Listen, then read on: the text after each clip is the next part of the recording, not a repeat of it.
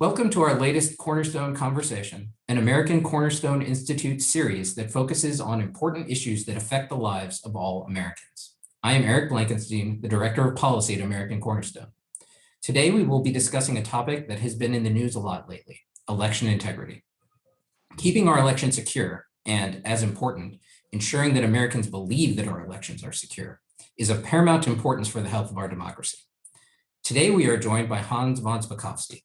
He is an authority on a wide range of issues, including civil rights, civil justice, the First Amendment, immigration, the rule of law, and government reform. As a senior legal fellow in the Heritage Foundation's Edwin Meese III Center for Legal and Judicial Studies. As manager of the Heritage's Election Law Reform Initiative, Mr. von Spakovsky also studies and writes about campaign finance restrictions, voter fraud and voter ID, enforcement of federal voting rights laws, administration of elections, and voting equipment standards. He has served on the Presidential Advisory Commission on Election Integrity, was a member of the Federal Election Commission, and worked at the Justice Department as counsel to the Assistant Attorney General for Civil Rights, providing expertise in enforcing the Voting Rights Act and Help America Vote Act of 2002. Dr. Ben Carson is a former Secretary of the Department of Housing and Urban Development, a former presidential candidate, a world-renowned neurosurgeon, and the founder and chair of ACI. Mr. von Spakovsky, Dr. Carson, thank you for being here. Thank you. Dr. Carson? Thank you. Dr. Carson, voting rights and election integrity are in the news a lot lately, and these topics tend to spark a lot of heated debate around the country. Why do you think these topics are so important, and why do you think they evoke such passion? Well, having a just, a fair system that people can depend on is one of the cornerstones of a democratic republic. And that's what we have. We have a representative government. People say, well, we have a democracy. Not truly. We have a democratic republic, which means that we choose those people who represent us, and we choose them by voting. So if we have a system that people trust in, obviously it works. But when people don't trust in it, you've got a real problem. And that seems to be the case today. A lot of people have expressed significant doubts about whether it's a fair and just system. And that's actually in both parties. In the previous election, before 2020, a large number of people felt that the Russians were involved and were changing votes. In the election that just passed, a large number of people feel like the Chinese were involved, or that other internal sources were manipulating the system. And when you have that, it begins to break down the fundamental trust that allows a system like this to work. And we heard very often during the discourse that, yes, there was some cheating, but it wasn't enough to affect the election. Boy, is that a slippery slope. I mean, how much cheating is enough? How much do we allow? And the answer is there should be zero tolerance for cheating at all. And whenever it occurs, it's a 4-point emergency for our system, and we need to address it immediately when it happens. That's great, especially the point on trust and how important trust is to our system. But as you know all too well, the history of voting rights and election integrity in this country is fraught and complicated. Would you mind providing our viewers with a brief description of voting rights and ballot access and throughout the history of the country? Yeah, well, interestingly, in the beginning of our country, the only people who could vote were males who were landowners. So, that excluded quite a few people. And it was just part of the carryover from the way things were done in Europe, and particularly in England. Obviously, that began to change over the course of time. But it didn't change as rapidly as it should have. And even after slavery ended, there were some very significant problems with voting. And people recognized that all the individuals who had been slaves and were freed could dramatically alter the representation if they had full voting rights. So all kinds of obstacles were put in the way. Things like grandfather clauses.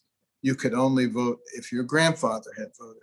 Well, obviously, if you were a slave, your grandfather couldn't vote. So that excluded you. They would have these complex passages that you would have to read and interpret. Well, many of the people couldn't read, so that excluded them. They would have various puzzles and exercises like, a whole jar of jelly beans. You have to tell how many jelly beans were in the jar. And, it was really pretty crazy, the stuff that was going on at that time. It took a long time to get rid of that. And then, there were terrorist groups like the Ku Klux Klan and Night Riders who came to intimidate people if they were going to vote. They were groups that were at the polling places to intimidate people. So now that was real voter suppression, believe me. We talk about voter suppression now. We have no idea what they were dealing with in those days. But the landmark occurrence was the 1965 Voting Rights Act. And it was passed by a large majority in both the House and the Senate. Surprisingly, most people don't know that the push was led principally by Republicans. But the important thing is that it was a bipartisan effort. It got done.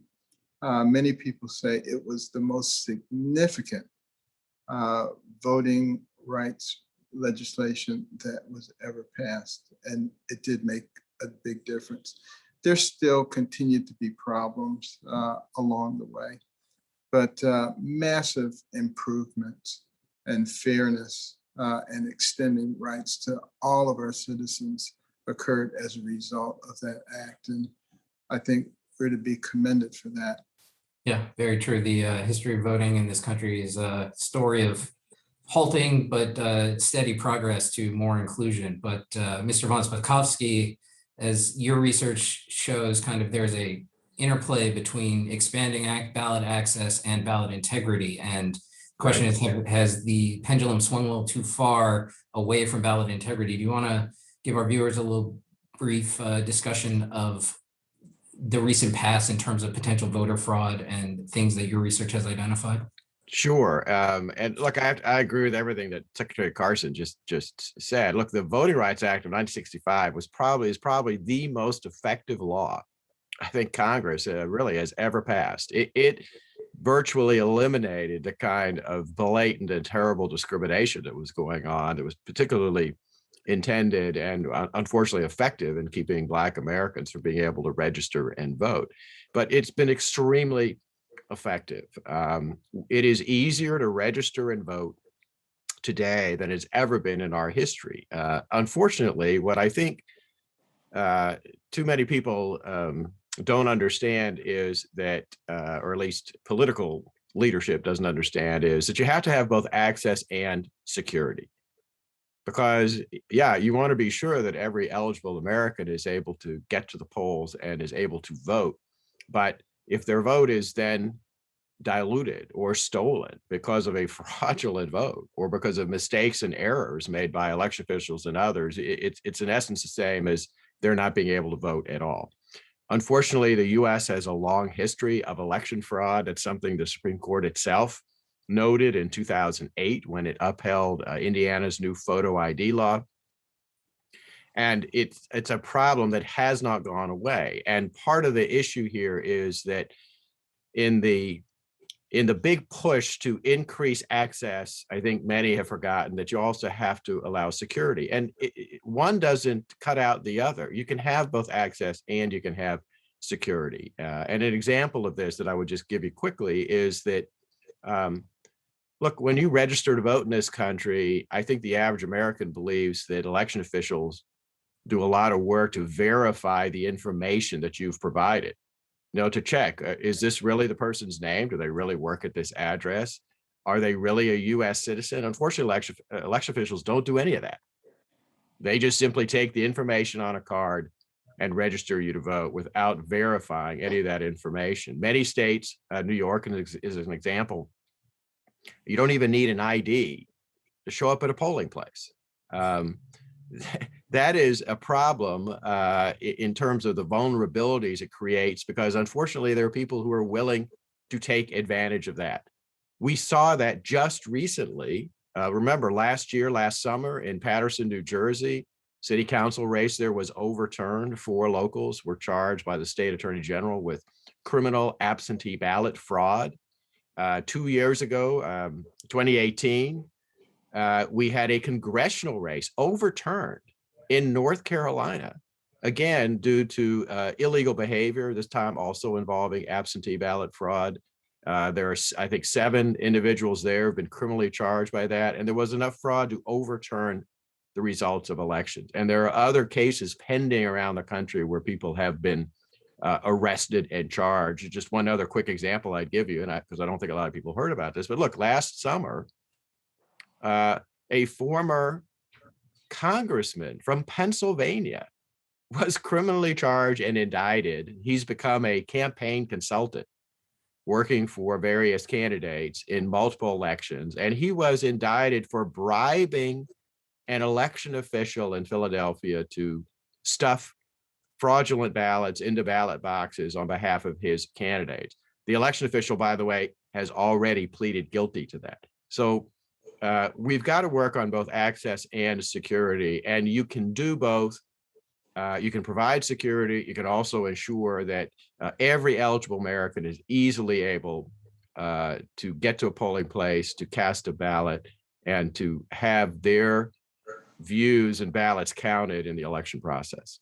Do we have any estimates on kind of the prevalence of voter fraud, or is it just the times we catch it? We know, like those prosecutions that you mentioned, but do we have any reasoned estimates of how often that actually takes place, either caught or not caught? We don't, because part of the problem here is that, for example, if in a state like New York, where you don't have an ID requirement, how are you going to catch the fraud when it occurs? I think there's two indications here of the potential size of the problem. One is the Heritage Foundation, where I work, we maintain an election fraud database. Now, this is a listing of proven election fraud cases from around the country. We're constantly adding to it. It is not a comprehensive list. It's just a sampling of cases. We're up to 1,317 cases, and these are all of relatively recent vintage. That is just the tip of the iceberg. Last year, another organization, Public Interest Legal Foundation, obtained the voter registration lists and voter histories from 42 states across the country. They then compared the data. They found that from the 2016 and 2018 federal elections, they found potentially 144,000 cases of possible fraud. This included, for example, 14,000 individuals who are registered in more than one state and who took advantage of that to cast 2 ballots in a federal election. They found over 80,000 people who are registered more than once in the same state.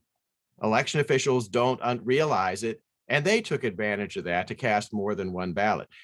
I think that gives you an indication of the potential size of the problem. Unfortunately, too often, cases don't get detected, and even when they do, they don't get investigated and prosecuted by either state or federal prosecutors. Is casting multiple ballots a crime? It certainly is. So that is highly illegal. Yeah. So of these 14,000 in potential fraudulent ballots that were cast, where the person was registered in 2 states, has any action been taken, or are those being followed up on, or is it one of these things where we have on the books that's just not? No, and see, that's the other problem here is, look, the Public Interest Legal Foundation went to a lot of trouble to get these state voter registration records. They were very careful in the way they did the comparisons to make sure that it was the same individual. They published their report, and do you know, not a single election official in any of those affected states has contacted them saying, please send us the names of the voters you found so we can investigate and determine whether, in fact, that actually happened. No law enforcement official, either state or federal, has called the Public Interest Legal Foundation asking again for that information on those specific voters so they can investigate and potentially prosecute. It just hasn't happened. If it did, our database would probably go from over 1,300 cases to a lot more cases. As you both know, many states and localities put changes into place related to the pandemic. There was a concern that the pandemic, holding an election during the pandemic, was going to exacerbate the public health crisis. Dr. Carson, obviously you're a medical doctor. You're also on the president's coronavirus task force. Could you talk a little bit about those public health concerns that prompted these changes to be made? Absolutely.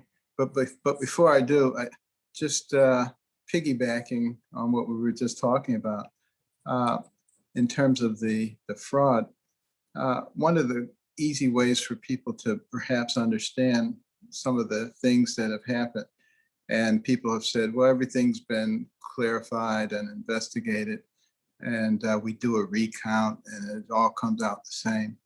Well, if the problem, the fraudulent problem, results in an inaccurate count, you have, 10 cards in pile A and 5 cards in pile B, you can keep counting those 10 cards in pile A 100 times. It's kind of come out the same. You have to get back to the actual source of the problem.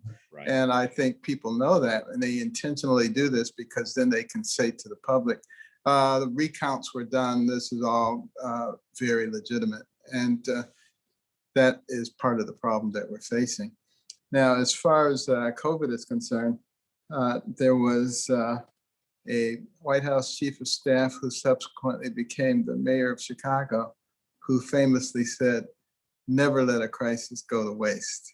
And, the COVID-19 was definitely a crisis and an opportunity to take advantage of the system and to make significant changes, because there was legitimate concern that if you had, large crowds of people assembled together in a voting area, that there would be spread. So it was quite reasonable to put in, certain regulations, like you had to wear a mask, you had to stand, 6 feet apart. There was cleansing of things that were touched commonly, regularly. Those are reasonable things.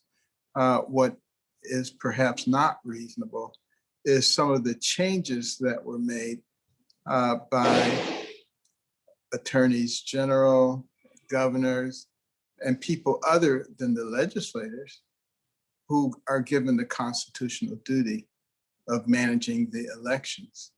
And that was very problematic. So it was absolutely legitimate to take the standard precautions, but there is nothing that is legitimate about using it as an excuse to do things that resulted in the ability to engage in fraudulent activity. Not all of a sudden, instead of having a voting day, we have a voting season.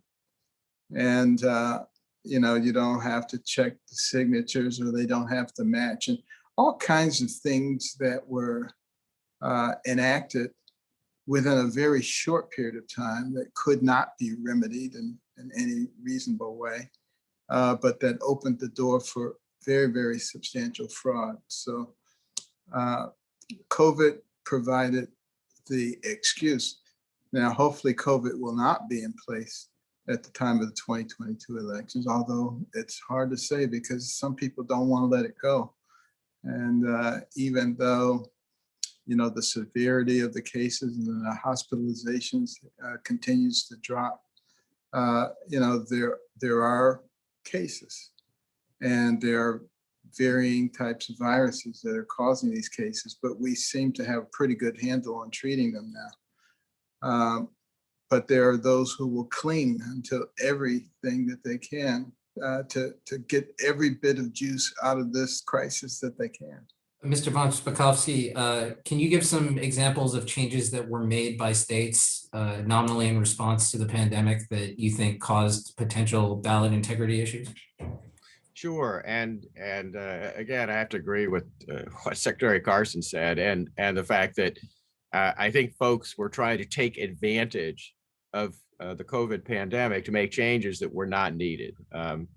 There were lawsuits filed all over the country, virtually by the same group, all pushed by a particular law firm that does a lot of work, unfortunately for the Democratic Party. But the tenor of all these was the same, which was to push states as much as possible to go into all mail elections and to relax the security protocols attached to absentee or mail-in ballots. And what folks need to understand about this is look, nobody disputes that we need absentee ballots for people who are too sick or physically disabled to make it to a polling place on election day, or folks who are out of town on election day, like our overseas military personnel. But this push to get everyone voting by absentee ballot is a real problem, because absentee ballots are the ballots most vulnerable to being altered, stolen, forged, or to voters being coerced and intimidated and pressured to vote a particular way in their homes, because they're voted outside the supervision of election officials and outside the observation of poll watchers. An example of this very specifically is look, South Carolina had a lawsuit filed against it by these groups saying that the state should not be allowed to enforce its witness signature requirement for absentee ballots. Like a lot of states, they require a witness signature, which is a good thing to do, because the witness can then authenticate, if needed, that it was actually the voter who filled out, completed, and signed the absentee ballot. And yet the lawsuit said that because of COVID-19, they should not be able to enforce that witness signature requirement. Now, they lost, and one of the reasons they lost was because the state brought in an expert, the head of infectious diseases at the medical school, the University of South Carolina, who testified that having someone wearing a mask standing 6 feet away for maybe a minute to witness a signature was probably a lot safer than what those same individuals, the voters, were doing when they go to their grocery store, their pharmacy, which everybody was doing. And because of that, they won. But those same kind of lawsuits were filed all over the country. In Alabama, it was the very same kind of lawsuit was filed, one saying that the state should not be allowed to enforce its witness signature requirement or its voter ID requirement. Alabama has a law, a very smart law, that says that if you vote by absentee ballot, you're supposed to provide a photocopy of an ID with your absentee ballot. Now, how in the world is that, providing a photocopy? Why should COVID affect your ability to do that? You know, that makes no sense whatsoever. At the very same time, these groups were also demanding that states override their prohibitions on what they call vote harvesting, but I call vote trafficking. And just to give a quick explanation of that, look, in every state, when you vote with an absentee ballot as a voter, you have the option of mailing your ballot back, returning it in person, or having a member of your family, or usually a designated caregiver, personally returning your ballot for you. In about half of the states, however, they ban third-party strangers from showing up at your front door to offer to pick up and deliver your absentee ballot. Again, that is a smart security move, because you don't want candidates and campaign staffers and party volunteers or party activists and political consultants being able to show up at your front door or the front door of a voter, where they can, one, pressure or coerce the voters to vote a particular way and get their hands on your ballot, which they might then change or alter. And yet, because of COVID-19, these groups were saying, oh, you need to get rid of your ban on third parties being able to pick up your ballot. Now, can you think of a faster way of spreading COVID-19 than saying, oh yeah, we're going to allow strangers to go door to door to door in a neighborhood to pick up people's absentee ballots? And that right there is a sign of how they were trying to use COVID-19 to get something they wanted, which was getting rid of a smart ban on vote trafficking when it made no sense whatsoever. Dr. Carson, does your experience as a presidential candidate inform how you view ballot harvesting or vote trafficking, as Mr. von Spakovsky calls it? Mr. Spakovsky is absolutely spot on in his observations. And, my experiences, I didn't have personal experience with fraudulent voting, but that's because I wasn't one of the counters. As you both know, there's been some movement on the legislative front with regard to ballot access and election integrity. And Mr. von Spakovsky, if you wouldn't mind giving a brief summary of your views of both the federal legislation that's working its way through Congress right now and the recent law that was passed by Georgia. Sure. The law that's being pushed in Congress is, of course, H.R. 1. It did pass the House on a party line vote. Only one Democrat voted against it. I think it was Congressman Benny Thompson from Mississippi, who said he voted against it because his constituents didn't like parts of the bill. It's now sitting in the Senate. H.R. 1 is probably the worst, most dangerous bill I've seen in my time in Washington. It amounts to a federal takeover of the administration of elections, which have been administered by the states since our founding. But what makes it worse is that it take all the bad changes that were made in last year's election, cement them into federal law, and then make things even worse. I'll give you just a couple of quick examples.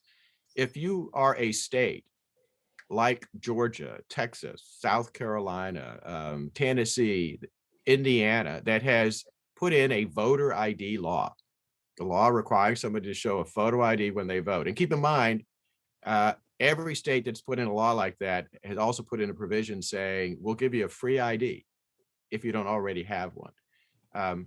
This federal law would gut all voter ID laws across the country. States would no longer be able to do that. If you are a state that is smart enough to require a witness signature requirement on absentee ballots, which we were just talking about, that is now out the window. That is voided. No state can enforce that. If you are a state, again, we were just talking about, and you ban vote harvesting, you don't allow third-party strangers to pick up and deliver absentee ballots, that's now overridden. Federal law requires you to allow that to happen. It's just one provision after another like that. It's as if the sponsors of this litigation want to make it easy to cheat and easy to manipulate election results. Georgia just passed a reform bill, and most of the people criticizing it clearly have not even read the bill. And I'll give you an example of that.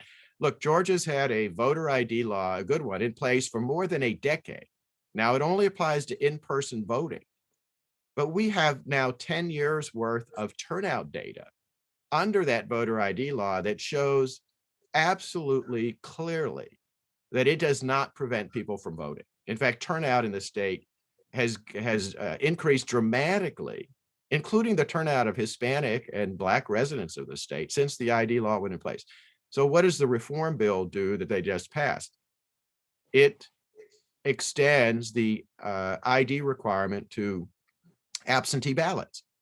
And they make it very easy. You can either provide a photocopy of the same kind of ID you would need for in-person voting, or if you have a driver's license, and that is probably 96% of voters in this state, or if you have one of the free voter photo ID cards the state will give to you, you don't even need a photocopy. All you have to do is write the serial number of that card on your absentee ballot request. Well, they have been charged with trying to bring back Jim Crow just because they're extending their successful ID law to absentee ballots. And now you even have corporate officers like Coca-Cola and others condemning the state for doing that, which I find very amusing, because if you want to get employed by Coca-Cola or any other company, federal law requires you to provide them with an ID. I mean, it's just silly. Delta is the same way. Apparently, they are criticizing the state over this. Well, try getting on a Delta flight at any airline without a photo ID, and yet they're criticizing Georgia for its photo ID law. That makes no sense whatsoever. or try and open a bank account, or try and rent a car, or try and walk into a government building without a Yes. photo ID. You know, they want to make it easy to vote in the elected officials, but you can't go and talk to them once they're Right. voted in.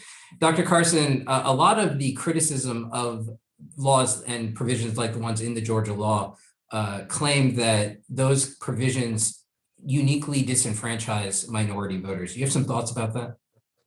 Yeah, I think it's actually quite offensive and derogatory to say to a group of people, you don't need to get a voter ID because you're too stupid to get one. It's too complex an issue for you. Give me a break. It's absolutely. It's almost as if we've lost our minds. And, you know, let's say you have a neighborhood and a carnival wants to come in and they want to be situated right in the middle of the neighborhood. And you say, well, let's have a vote.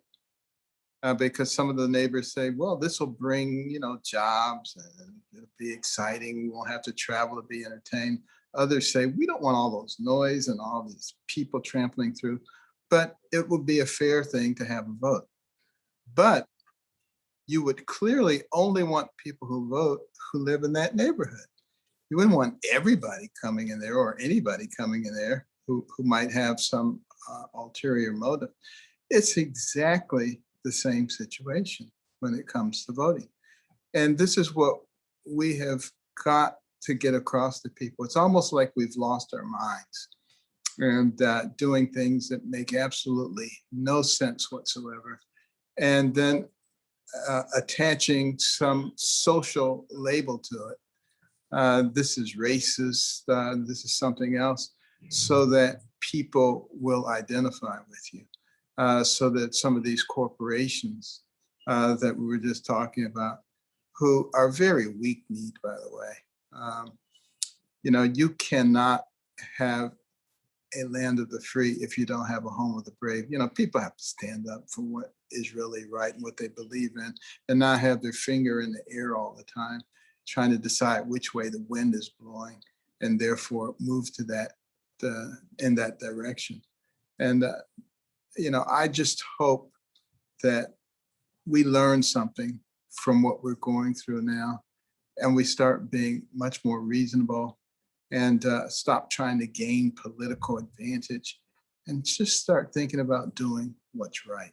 Mr. von Spakovsky, so now that we've talked about what legislatures are trying to do, what are some best practices? What should they be doing?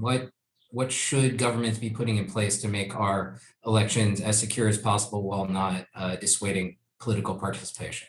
There's a whole list of things that states ought to be doing, which I think in many cases they could easily be doing it, and they're not. The Heritage Foundation, where I work, we actually published a fact sheet on February 1st of best practices recommendations. And I'll give you just a couple of quick examples, which, you know, people will hear this and go, well, why in the world are they not already doing that? Okay. You know, I mentioned the problem earlier of people being registered, either multiple registrations or being registered in more than one state or in the same state. Okay. Well, look, what is the number one goal of county government everywhere in the country? It's to collect property taxes, right? That's how they pay for everything they do. And yet, one of the other findings of that report I was talking about before, they found over I think it was over 30,000 individuals who were registered at commercial addresses. Okay, when you register to vote, you have to register where you live. And if you're registering at a pawn shop or a casino, which were some of their findings, there's a pretty good chance that that's a potentially fraudulent vote, right? Well, you would think that election officials, when they get in a new voter registration form, check the address that someone is claiming as a residence to make sure it's not a commercial address or a vacant lot or an industrial park. They can easily do that if they just check with the county tax department, because you know the county tax department knows every single piece of property in that county. Or they don't do something as simple as, okay, they check the address, the county tax department says, yeah, it's a residential address. Well, if they say it's a single family home and you check the county's voter registration list and it shows that 50 people are registered at that address, that ought to raise a red flag that there's a potential problem there. Just simple checks like that, running the voter registration list against other state databases like the driver's license database, to find people who have moved, to find people who are not US citizens. Just doing very simple things like that would be a quick and easy way of maintaining the accuracy of voter registration rolls and making sure you're not get fraudulent votes. The other two things I'll mention just very quickly is, one, obviously you should require a photo ID to vote, both in person and absentee. Provide a free ID to anyone what doesn't have one, so that it won't keep anybody from voting. And second, states need to start verifying the citizenship of individuals who are voting, because we have seen evidence and we've seen cases of aliens registering and voting all over the country. I think states should do two things. One, they need to require proof of citizenship when you register to vote. And second, they need to be working with the US Department of Homeland Security in order to be able to check and compare their state voter registration lists against DHS databases, the very same way that employers across the country have the ability to use the E-Verify system run by DHS to ensure that when they hire somebody, which, and this is something they have to do, they have to make sure that the person is a US citizen or that they're an alien, who has, is it legally in the country and has permission to vote. Employers are using this system. Why aren't state election officials? Yeah, that's a good question. And as even Dr. Carson said earlier, we got to make sure those improper votes don't get into the pile, because once they're in the pile, it's really hard to pull them back out. Dr. Carson, if our viewers wanted to get involved and try and get these best practices implemented, what are some things that they can do to take control of this issue? First of all, recognize that this country is formed by the people.